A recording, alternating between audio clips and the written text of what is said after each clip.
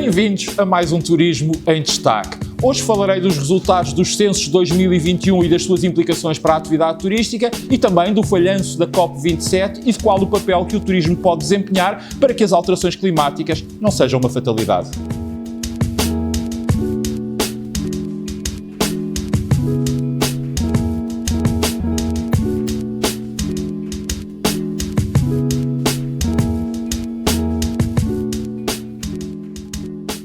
Para além de mais qualificados, de mais velhos, de uma desigualdade maior entre o litoral e o interior, o resultado do censo 2021, que nos foi revelado em finais de novembro passado pelo Instituto Nacional de Estatística, também nos diz que somos hoje em dia menos 2,1%, que as únicas regiões onde houve aumento da população foi a área metropolitana de Lisboa com mais 1,7% e o Algarve com mais 3,6%, que a população estrangeira residente em Portugal aumentou 37%, representando já hoje em dia 5% do total da nossa população, que cerca de 20% vive em apenas 7 municípios, os 7 municípios mais populosos, quase todos eles no litoral, que abrangem apenas 1,1% do território nacional, tudo isto, claro está, comparado com o resultado do censo anterior, que foi o de 2011. Mas para além destas conclusões, vale a pena sublinhar outras também pela sua importância turística, e desde logo destaque que quase 25% dos agregados domésticos são constituídos por uma só pessoa, que cerca de 16% das pessoas já residiram no estrangeiro e regressaram a Portugal, que de todos os escalões etários, acabaram por diminuir e aquele dos 30 aos 39 anos foi o que registou uma maior diminuição, e isto faz-nos recuar 10 anos e lembrarmos que coincidiu na altura com a fortíssima imigração, fruto da crise económica e do período de assistência financeira pelo qual o país passou. Na altura estas pessoas hoje dos 30 aos 39 tinham 20 a 29 anos. Todos os grupos etários acima dos 44 anos cresceram. Em 2021, a população mais idosa, isto é, aquela que tem mais de 65 anos, já era de 23,4% do total, e a jovem, a dos 0 aos 14 anos, de apenas 12,9%. A taxa de analfabetismo, felizmente, continua a baixar, estando em 2021 em 3,1%. O automóvel é o principal meio de transporte, de deslocação de todos quantos trabalham ou estudam. É usado por cerca de 66% daqueles que vão trabalhar ou que vão estudar diariamente. Houve um aumento do número de famílias monoparentais, são hoje quase 580 mil, e o número de alojamento arrendado aumentou 16% também na última década. Mas porquê é que eu digo que todas estas conclusões têm uma enorme importância para a atividade turística? Porque, para mim, elas nos dão uma excelente radiografia daquilo que a atividade económica do turismo pode esperar e pode contar nos anos vindouros, seja do ponto de vista da evolução da procura, seja da qualificação dos trabalhadores e também da sua própria escassez, seja da situação económica ou financeira, quer das pessoas, quer das famílias, da continuidade ou, se quisermos, da descontinuidade territorial do país, seja ainda do ponto de vista da oferta, o que pode ser feito para nos tornarmos mais atrativos, para garantirmos uma maior coesão económica, social e territorial, e ainda pistas preciosas sobre como nos tornarmos mais sustentáveis, tanto do ponto de vista ecológico e ambiental, como do ponto de vista da nossa qualidade de vida. Sem querer ser exaustivo, vejamos agora então como é que correlacionamos estas conclusões e estes resultados com a atividade turística. Ora, entre quem já viveu fora e quem de fora veio viver para o nosso país, temos qualquer coisa como cerca de 21% da população. Isto quer dizer que temos quase 2,2 milhões de pessoas com ligações diretas ao estrangeiro e que uma parte significativa dessas pessoas se pode tornar um promotor, um embaixador do destino Portugal, atraindo familiares e amigos a visitarem, a virem até Portugal fazer turismo.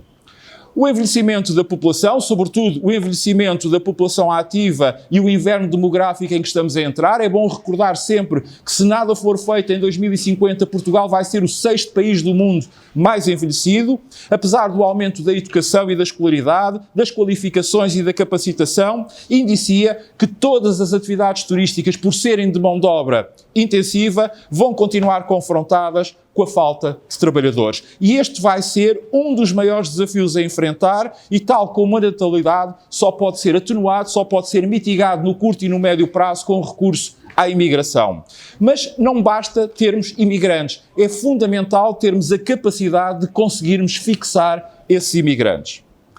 Sendo também Portugal um concentrado de diversidade turística, tendo a grande parte das suas âncoras turísticas, sobretudo no continente, localizadas no litoral, sendo o turismo uma atividade económica de mão de obra intensiva, com um potencial único para estimular outras áreas da economia, devem também ser criadas condições extremamente aliciantes e favoráveis para que haja investimento no interior, aproveitando a tendência da procura por produtos e serviços turísticos mais sustentáveis e com maior interação com as comunidades locais, dado que tudo isto permitiria fixar, permitiria arrastar mais população para o interior, melhorar as acessibilidades, nomeadamente as ferroviárias, o aparecimento de uma miríade de outros negócios complementares aos turísticos que contribuíssem para uma melhor coesão económica, social e territorial, revitalizando o interior e, no fundo, dando motivos às pessoas para aí residirem, o que naturalmente iria acabar por esbater as assimetrias profundas que atualmente existem.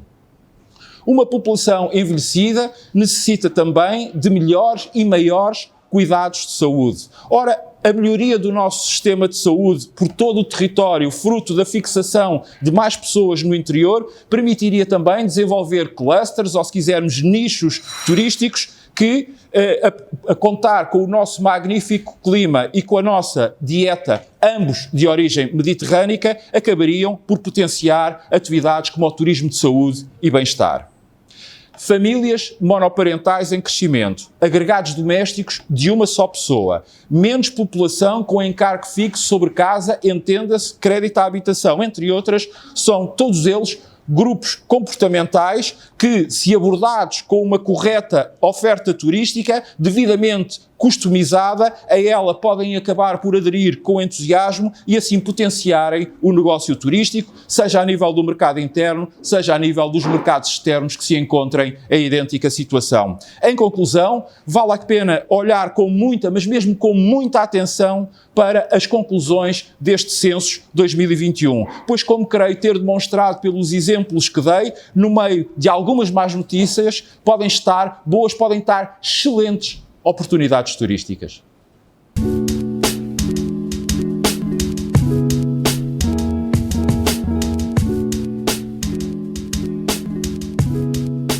É isso mesmo que leu na pergunta. A COP27, a Conferência das Nações Unidas sobre Mudanças Climáticas, foi um total falhanço. E foi um total falhanço porque quase não houve avanço, o que nos deixa mais longe, ou se quisermos, bem mais perto da data limite, a partir da qual, de acordo com aquilo que nos diz a comunidade científica,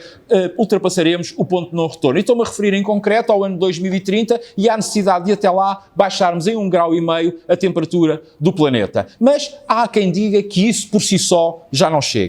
Apesar do acordo que foi alcançado ou do compromisso de criação de um fundo nesta cimeira dedicado a perdas e danos destinados a ocorrer a catástrofes naturais em países mais vulneráveis, quanto a mim, esse acordo foi o próprio reconhecimento da impotência, principalmente por parte das nações mais ricas, logo das mais poluidoras, em tratar esta quase inexorável destino para onde estamos a atirar a nossa casa comum. É com amargura que devemos reconhecer que neste momento, por nossa culpa,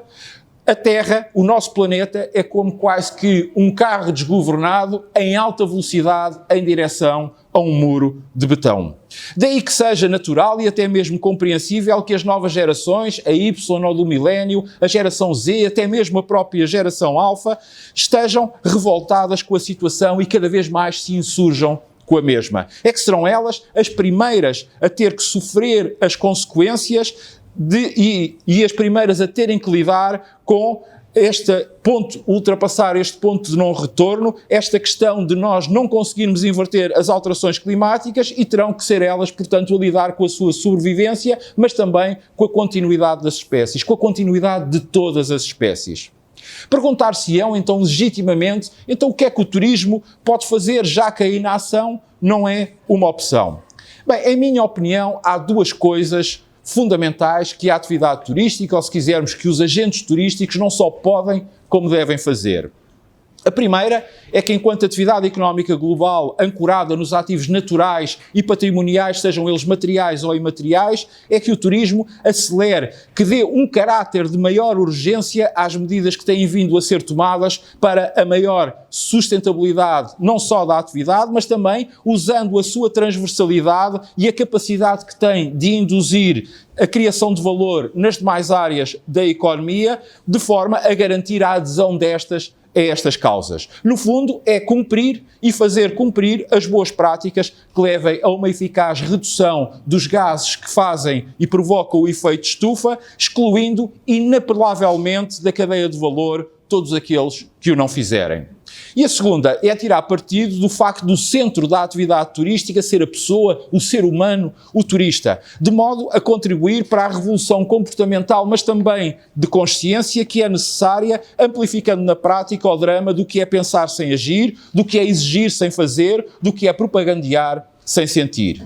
Mas para isso tem que se autolimitar e buscar a cooperação dos consumidores de produtos e serviços turísticos para que transponham para o seu cotidiano as restrições que a sustentabilidade turística exige, o que vai, na prática, implicar na definição de capacidades de carga turística, aos gestos que façam com que a pegada de carbono de quem viaja possa diminuir e até mesmo à importação desses mesmos gestos para o dia-a-dia, já não do viajante, mas do cidadão, do habitante do planeta azul. Mas a pergunta também refere Portugal e qual o seu papel. Ora, enquanto potência turística global, Portugal tem a opção de poder vir a encabeçar o pelotão dos destinos turísticos que levem a estas mudanças. E como? Simplesmente liderando pelo exemplo. Fazê-lo é não apenas um imperativo de sobrevivência, mas é também o estabelecer de uma relação de cumplicidade com os turistas, com as pessoas, que acabará por trazer dividendos, por se revelar como um excelente investimento de retorno praticamente imediato.